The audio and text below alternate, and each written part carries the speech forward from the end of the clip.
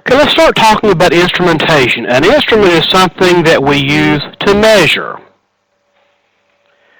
Now, an instrument can be a ruler, a tape measure. That's kind of the best example of what you use to physically measure. Your speedometer measures your speed. Your gas gauge measures how much gas you have. So all kinds of things do that. In education, we think of instruments that are, well, I'm not sure if this is the proper way to say it in the electronic age now, but pencil and paper kinds of things, or things that you respond to on a computer. How many of you have taken a survey, say, on something like SurveyMonkey or Zoomerang? And so it's not necessarily you have a pencil in your hand and paper right in front of you, but so sometimes the instruments are electronic now. Okay, let me tell you how instrumentation does not work, although we do it this way all the time. Let's say you're a 4th grade teacher. You want to see how well the students understand the last couple of math lessons. So you write a few questions on a piece of paper, hand them out, and have the students answer the questions or solve the problems. And you're measuring their math ability. And that's fine for a classroom kind of measurement. But in more serious or more formal measurements, it's not that simple. There are some guidelines, a series of steps that need to be gone through before an instrument is developed and ready to go. And I'm going to give you an example of that. Long time ago, in a galaxy far away in a former life, I was sitting around reading my math journal because I like to have fun that way. So I was reading a math journal, and there's an advertisement out there that said wanted people to write items for the ACT. And it said, here are the kind of people we want. We want people teaching in teacher education, professors in teacher education, and people who deal with math. I thought, I'm your boy. How hard could it be? You got to write a few items. So I responded in a letter. That's how long ago it was. and I said, I'm interested in doing this. I had to send them a Vita and all kinds of stuff, and so they sent me a letter back. Am I frozen on the screen? I'm frozen on my screen, or at least my monitor. Because I want to. Okay, it's my iPad. I think iPads are a little more sluggish for this kind of stuff. Okay, so I get this letter back. This is the letter. The actual, you see, it says the ACT at the top and everything. And I'll read it to you. Dear Dr. Good, this is dated March 6th. And the date's important because there's a point I want to make about that too. March 6th. Thank you for expressing interest in item writing for the ACT. I am enclosing explanatory materials for the ACT Assessment Mathematics Test that both describe the nature of the task and explain the procedures for submitting samples of your work.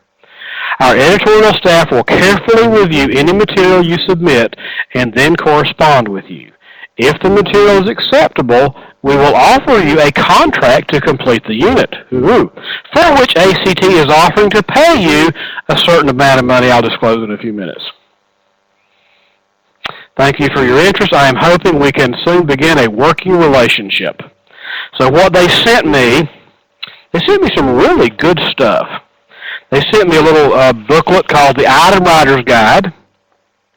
Just, again, guidelines.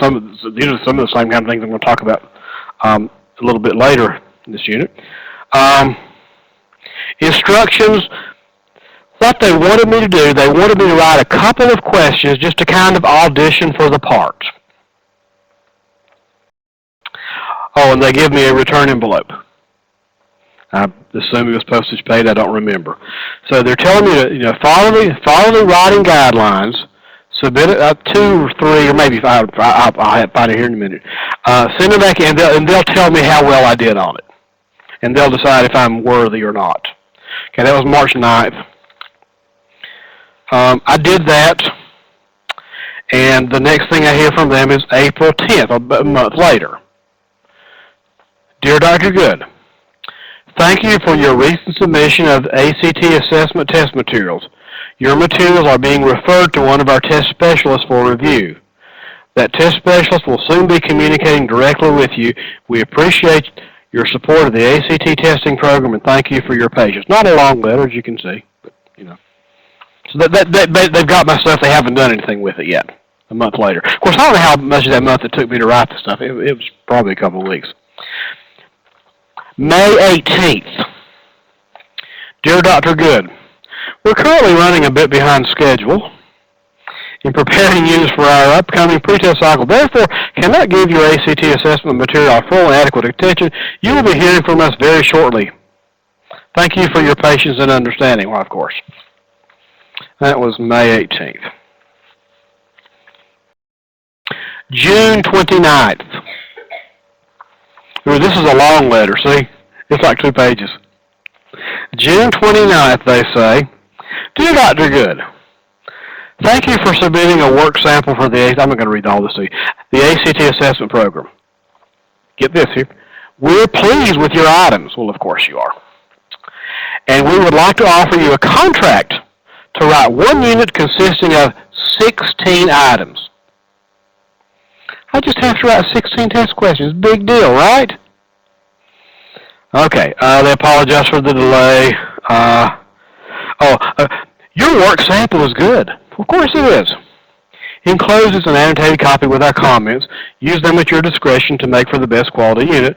And they give me that I've got to sign the contract, send it back, and I have a contract with ACT. Okay, here's my work sample. The actual physical work sample. 1, 2, 3. I guess I had to write 3. Okay, here's my first question. I don't know if you can see this or not. There's some green writing. The green writing is what they wrote. They're nicer than people who write in red like I do. They liked the item. The only thing what the green comment says is that I saw that you had to categorize, classify the type of question you had. I saw it as a basic skill question. They saw it as an application question. Other than that, fine. So that good application question.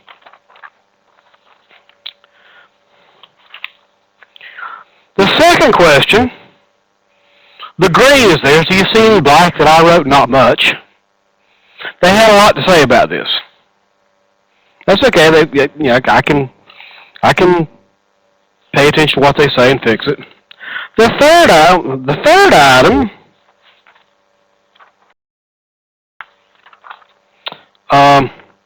do you see any black on here at all? Not much. Boy, they just ripped. They ripped this. What was that again? We're pleased with your work. Yeah, okay. I'm trying to remember that. That's okay. I can fix this. I can use these in my 16 that I'm going to write. Okay, I can. It's a little bit of a buzzkill, but okay, I can deal with it. That letter was what I say it was, June the 29th. So I fix it. Ruins half my summer. Send in my unit of 16 items. I get a letter August 7th. Dear Dr. Good, thank you for your recent submission of ACT assessment mathematics test materials. Your materials are being referred to one of our test specialists for review. Well, I kind of know the routine by now. That person will be communicating with me shortly. That was August 7th. Oh, I hear from them August 9th. They could have just skipped the first letter. Dear Dr. Good, thank you for sending your first ACT mathematics or ACT assessment mathematics. We're quite pleased with your efforts. Remember that. They're quite pleased with my efforts. Then we have some suggestions. Then they make a couple of semi-specific comments. And here is the actual thing that they sent me. Remember that first question that they liked except for the category? This is the same first question. There's more green on this. That's question number 1. Oh, question number 2. That little green word, that's good. Remember that, doesn't show up a lot. Next question, a little bit of a small paragraph. Next question, again, they bled on this pretty thoroughly. Next question, more bleeding. More bleeding. Oh, another good. They're quite pleased with my work. More bleeding. More bleeding. I got sort of a mini dissertation on this one. Okay. And I tried to be really cute and use a visual here back when you had to kind of make letters, look like pictures. They didn't like all that. Did it again here. They didn't like it here either. Not a lot of bleeding, but some.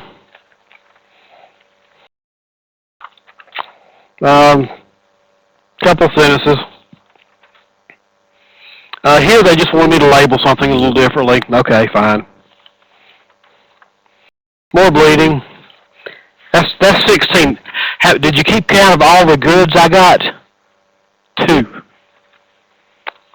I had to, part of the things I had to do is I had to, and you can't see this sheet, but there are 3 columns to it, items 1 through 16, the correct response. I had to even out my correct responses, the same number, as much as possible.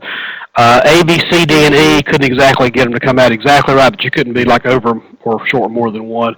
So I had to show I had a roughly even number of A's and B's and C's. Oh, and you had to put the options in some kind of reasonable order, like in math. Usually it's numerical. Could be numerical, alphabetically. You don't notice that I do that with my test, though. It's real hard to do that and make the right answer come out the same number of times. And the 3rd column I had to classify, like basic skills or application or whatever they said it was. Okay, so I've got to revise this. They're not finished with me yet. I have to go back and read this again. We're quite pleased with your efforts because it's easier to forget. September 4th. Dear Dr. Good, all the work you've submitted for your ACT assessment test unit has been reviewed and accepted. We thank you for exercising the kind of care and cooperation that has produced a most satisfactory test unit. We are enclosing a check for, what do you think that was worth, ruining my whole summer? That was worth a grand total of $192. Now, that was a long time ago. Not a long, long time ago. Early 90s. So we're talking 20 years ago. Yeah. It was not minimum wage. It was not close to minimum wage. That's okay. So, those, tenured assistant professors have to do things like that. So that's okay. So anytime if you see ACT items that use like names of people I know, it might be mine, I don't know. They bought these from me. They can do anything they want with them or nothing. They don't have to tell me. They didn't tell me. I have no idea if they used them or not. I'm legally not supposed to show this to anybody. That's why I'm not scanning it, because they own it. Probably the statute of limitations is run out by now. But my point is that's a very thorough process. They don't just slap questions down and send them out there. Nor should we when we're constructing an instrument to measure something. They do go on to say that, as you know, test development is a continuous process. We may therefore be asking you at some time in the future to write another mathematics test. Yeah, right, that's going to happen.